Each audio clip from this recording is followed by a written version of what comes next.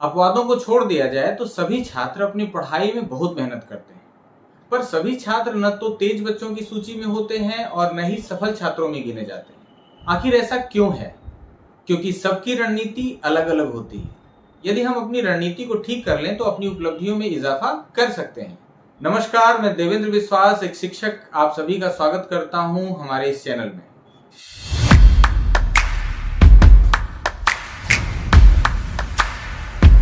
आज हम बात करेंगे कि हमारी पढ़ाई को लेकर के रणनीति क्या होनी चाहिए। मैं इसे 5 पॉइंट्स के माध्यम से आप सभी के सामने रखूंगा। तो इससे पहले कि हम अपनी नई रणनीति पे चर्चा करें, हम क्रमशः ये भी देखेंगे कि हमारी पिछली रणनीति क्या थी। किसी भी टॉपिक को समझने के लिए या उसे याद करने के लिए सामान्यतः हम उसे मन में बोलते हैं, मन में दोहराते हैं, मन में पढ़ते हैं और उसे लिखते भी हैं। फिर इसी प्रक्रिया को हम बार बार दोहराते रहते हैं जब तक कि वो टॉपिक या तो हमें समझ में ना आए या तो फिर हमें याद ना हो जाए। निस्संदेह ये एक अच्छी रणनीति होती है, पर इसका आउटकम पहली ही बार में 20 या 30% से ज्यादा नहीं होता है। अब आइए देखते हैं कि हम ऐसा क्या करें कि पहली बार में ही हमारा आउटकम पहले की अपेक्षा बढ़ जाए। यकीनन ये आपकी समझ में 60 से 80% तक का इजाफा दे सकता है। अभी तक तो जो हम पढ़ते थे वो हम पढ़ेंगे ही, लेकिन इसे अब अगले 3 चरणों में हम डिवाइड भी कर देंगे। इसमें पहला पॉइंट ये होगा कि अब हम केवल पढ़ने के लिए नहीं पढ़ेंगे, बल्कि उसे पढ़ाने की तरह पढ़ेंगे। एक ऐसा एनवायरनमेंट क्रिएट करेंगे जहां पर हमें पढ़ाना हो, या तो फिर हम अपने ही कुछ साथियों के साथ उसमें पढ़ाने की एक्टिंग करेंगे, या अगर हमें साथी नहीं मिलते हैं तो हम उसको छद्म रूप से भी एक क्लासरूम का रूप दे करके हम पढ़ाएंगे।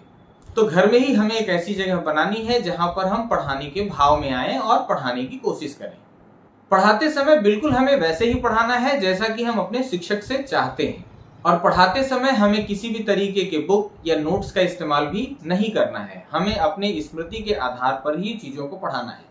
ऐसा हम 1 बार करेंगे, 2 बार करेंगे और आप देख पाएंगे कि इस रणनीति में पिछली रणनीति से ज्यादा आउटकम है। ये थी हमारी पहली रणनीति। अब हम बात करेंगे अपनी दूसरी रणनीति पर। सामान्यतः अभी तक हम अपने टॉपिक को प्रस्तुत करने में ऐसी कोशिश करते थे जैसे वो बहुत ही कठिन हो और उसे हमने बड़ी मेहनत से सीखा है, और लिखते समय भी हम सामान्यतः क्लिष्ट शब्दों का चयन करते थे और ऐसे टर्म्स को चुनते थे ताकि वो देखने में आकर्षक लगे। नई रणनीति में हम अपने टॉपिक को सरलीकृत करेंगे, इतना सरल कि छोटा सा बच्चा भी उसे सुने और समझ जाए। वो कहते हैं ना कि किसी चीज को अगर आप सरल शब्दों में नहीं समझा सकते तो इसका मतलब है कि आपको ही वो चीज समझ में नहीं आई है। ये सुनने के बाद जरूर आपको 3 इडियट फिल्म का साइलेंसर याद आया होगा, जो एक सामान्य सी परिभाषा को भी कठिन करके प्रस्तुत कर रहा था, और रणछोड़ दास ने उसे सरल तरीके से समझाया था। सहज और सरल भाषा ही हमारे ज्ञान को स्थायी कर पाती है, जबकि हम अनावश्यक कोशिश कर रहे होते हैं कि कठिन तरीके से और कठिन शब्दों के माध्यम से उस चीज को प्रस्तुत करें। अब हम सरल से सरल शब्दों का प्रयोग करके उसे और अच्छे से समझने की कोशिश करेंगे। ऐसा करने से हमारे अंदर चीजों की स्वाभाविक समझ विकसित होगी जो हमारे ज्ञान के लिए आवश्यक है। अब आइए हम बात करते हैं उस तीसरी रणनीति की जिसके लिए हम अभी तक ये प्रयोग करते आए हैं। अभी तक हम अपने सिलेबस को क्रमशः पढ़ते जाते थे और उसके संबंधित प्रश्नों को हम सामान्य तौर पे हल करके देखते जाते थे। ऐसा करते समय हम ये भी नहीं समझ पाते थे किस टॉपिक पे हमें अधिक मेहनत करने की जरूरत है और किस टॉपिक को हल्के में लेने की जरूरत है। हालांकि कोई भी ज्ञान बुरा नहीं होता है, लेकिन अगर हम परीक्षाओं की बात करें तो वहां जाहिर सी बात है कि कुछ टॉपिक्स को ज्यादा महत्व दिया जाता है और कुछ टॉपिक से क्वेश्चन ही कम बनते हैं। हमारी नई रणनीति पेरेटो प्रिंसिपल पर आधारित होगी। पेरेटो प्रिंसिपल को हम 80-20 रूल के भी नाम से जानते हैं, जिसका ये सिद्धांत है कि 80% आउटकम हमें अपने 20% एफर्ट से मिल जाता है, जबकि बाकी 20% आउटकम के लिए हमें 80% एफर्ट लगाना होता है। आइए देखते हैं कि पेरेटो प्रिंसिपल को हम अपने सिलेबस में कैसे अप्लाई करेंगे। सबसे पहले हम पिछले वर्षों के प्रश्न पत्र, लगभग 5 से 10 वर्षों के प्रश्न पत्र को हम इकट्ठा करेंगे और उसके आधार पे देखेंगे कि परीक्षाओं के लिहाज से कौन कौन से वो 20% टॉपिक्स सबसे ज्यादा बार पूछे गए। उसके आधार पे चैप्टर्स को डिसाइड करते हुए सबसे पहले हम उसकी तैयारी करेंगे और उसके बाद बाकी चैप्टर्स को भी हम क्रमशः पढ़ते जाएंगे, क्योंकि हमारे लिए एक एक नंबर इंपॉर्टेंट है। आइए अब हम अपनी चौथी रणनीति के विषय में बात करें। इस पॉइंट के लिए हमारी अब तक की रणनीति ये रहती थी कि हम पूरे वर्ष भर के लिए एक समय सारणी का निर्माण करते थे जो पूरे वर्ष लगभग एक जैसा रहता था। हाँ, परीक्षाओं के समय में हम उस समय सारणी में कुछ बदलाव जरूर कर लेते थे। अब इस नई रणनीति में हम अपने पूरे सत्र को उतने खंडों में बांटेंगे जो आज भी हमें क्लियर हैं। क्या ये स्पष्ट नहीं हुआ? आइए मैं मदद करता हूं। कम से कम हम अपने पूरे के पूरे सत्र को 3 भाग में बांटेंगे। एक हमारा होगा नॉर्मल सीजन, एक होगा हमारा फेस्टिव सीजन और एक होगा हमारा एग्जाम सीजन। अगर हम इमरजेंसीज को छोड़ दें तो स्वाभाविक तौर पे हर व्यक्ति को ये 3 सीजन ही एक वर्ष में मिलते हैं। सामान्य तौर पे नॉर्मल सीजन में हम समय गंवाते थे, फेस्टिवल सीजन में तो फेस्टिवल ही है और एग्जाम सीजन में हम किताबों के बोझ तले दब जाते थे।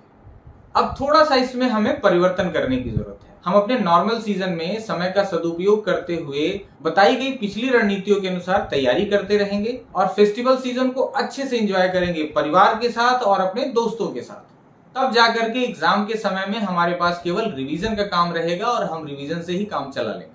नहीं तो अभी तक ऐसा होता रहा है कि हम बहुत सारे टॉपिक्स को तो एग्जाम के समय में पहली बार पढ़ते हैं।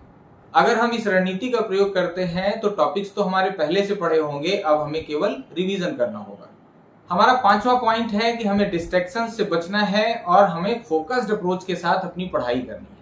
क्योंकि अगर हमने सारी विधाएं लगा ली लेकिन अगर हम डिस्ट्रैक्शन से खुद को नहीं बचा पाए और हमारा अप्रोच फोकस्ड नहीं रहा तो हमारी सारी रणनीति धरी की धरी रह जाएगी और हम कोई भी उपलब्धि हासिल नहीं कर पाएंगे। पढ़ाई तो हम वर्ष भर करते हैं लेकिन आउटकम हमें 1 महीने की पढ़ाई के बराबर भी कभी कभी नहीं मिलता है।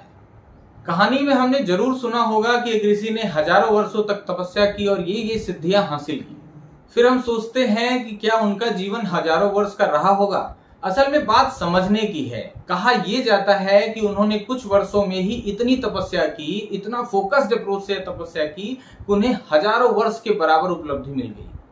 हमें भी फोकस्ड अप्रोच से पढ़ाई करनी होगी ताकि हमें भी कम से कम एफर्ट में अधिक से अधिक उपलब्धि मिल सके। ऐसा करने के लिए हमारा अप्रोच हमेशा फोकस्ड होना चाहिए। हमारे पढ़ाई के समय में डिस्ट्रैक्शंस न के बराबर हो तो ये आसानी से संभव हो सकता है।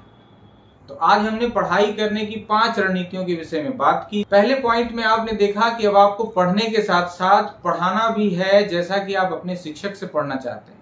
हमारी दूसरी रणनीति थी कि हम पढ़ी हुई चीजों को सरलीकृत करें ताकि हम सरल शब्दों में आसानी से उसकी व्याख्या कर सकें। हमारी तीसरी रणनीति थी पेरेटो प्रिंसिपल। हमें कम से कम एफर्ट में अधिक से अधिक आउटकम लाना है। हमारी चौथी रणनीति थी हमें अपने पूरे सत्र को कई खंडों में बांटकर उन परिस्थितियों के हिसाब से अपनी समय सारणी का निर्माण करना है और अधिक उपलब्धियां हासिल करनी है। और हमारी 5वीं और अंतिम रणनीति थी कि हमें पूरे फोकस्ड अप्रोच से पढ़ाई करनी है ताकि हम कम समय की मेहनत में भी अधिक समय के आउटकम को प्राप्त कर सकें।